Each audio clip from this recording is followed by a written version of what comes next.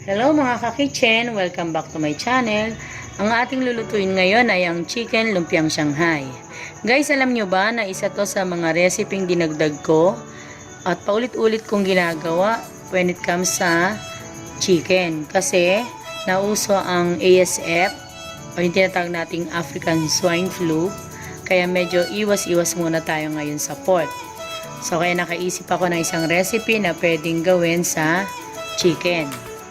So tara guys, at ipapakita ko sa inyo mga ingredients.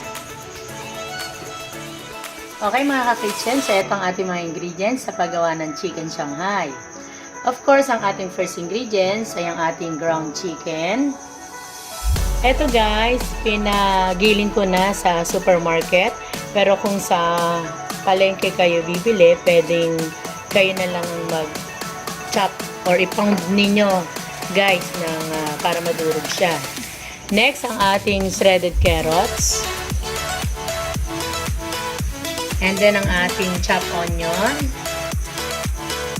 Kailangan, guys, ang onion natin, pino. And then, yung ating minced garlic. And then, lalagyan din natin ng red bell pepper. Chopped into small pieces. Ang ating celery. And then, ang ating pinch of salt and pepper. Yan guys, kinumbine ko na yung ating salt and pepper kasi mamaya lahat i-combine naman natin siya lahat. And then, of course, ang ating lumpia wrapper. Lalagyan din natin guys ng 1 whole egg. Okay, ang purpose ng egg natin guys, pang-bind ng ating mga ingredients. Yung iba guys naglalagay ng flour, pero ako hindi kasi madaling mapanis pagka meron siyang harina.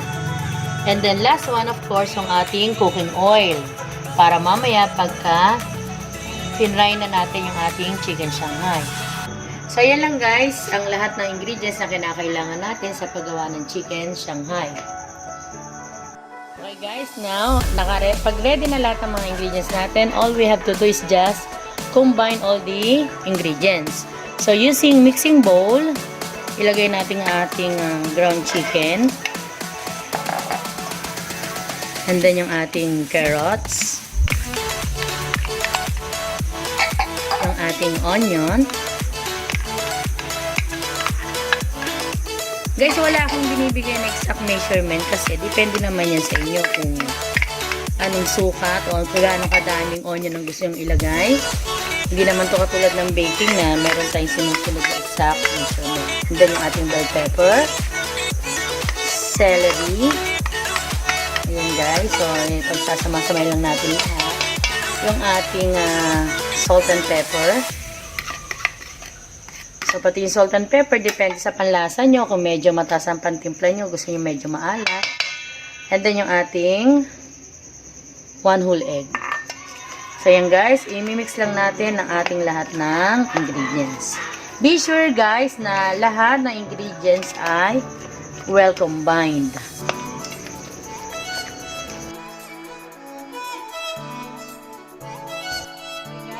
Ito, na well combine na natin yung ating mga ingredients. So, mamaya ko na ito guys ilalagay sa lumpia wrapper. Mamaya na tayo mag-wrap. Kasi, i-leave muna natin siya ng mga 30 minutes to 1 hour para mas kumapit yung lasa ng bawat ingredients na nilagay natin. Okay mga ka-kitchen, so after 1 hour na na-marinate natin yung ating mga ingredients, ready na siya for wrapping. So, kuha tayo na isang lumpia wrapper. And then, spoon. Mag-measure tayo, guys, ng mga 1 tablespoon na mixture natin. And then, ikalat natin using our hands. So, make sure, guys, na malinis ang ating kamay. So, ganyan lang siya, guys. Depende naman sa inyo yan kung gaano kadaming laman ang gusto yung ilagay sa lumpia wrapper. Pero para sa akin, enough na yung 1 tablespoon. So, this is our second lumpia. Ganyan lang guys. Tingin ko guys, itong mixture natin, hindi ko ito mauubos. So, yung matitira nito, ilalagay ko sa chiller. And then, pwede ko pa itong gamitin tomorrow kung gusto ko ulit mag-ulam, kumain ito. So, tsaka ko lang siya ulit babalutin at ipiprito.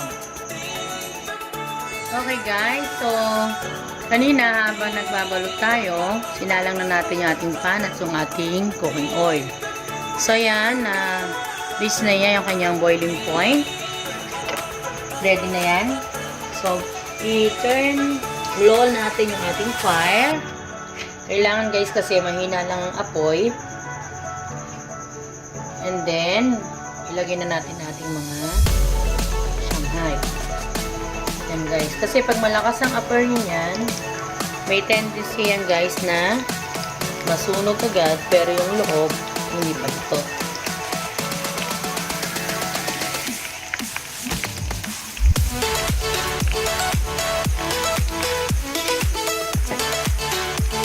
Yan guys, hintayin lang natin na maluto siya until golden brown.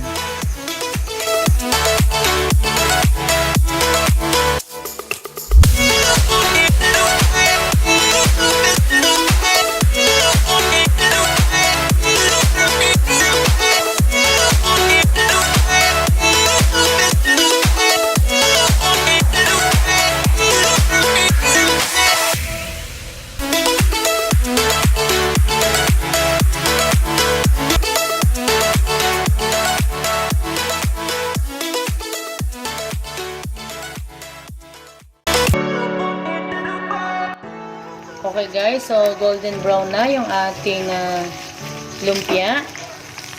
It's almost done. Pwede na natin siyang hanguin. Okay, so kung mapapansin nyo guys, nilagyan ko ng paper towel yung ating plate para ma-absorb niya yung oil.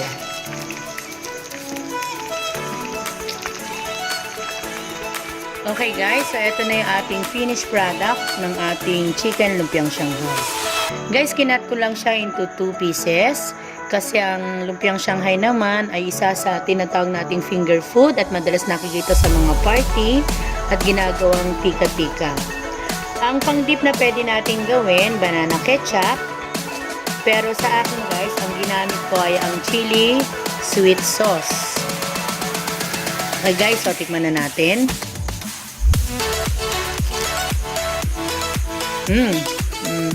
Sarap guys.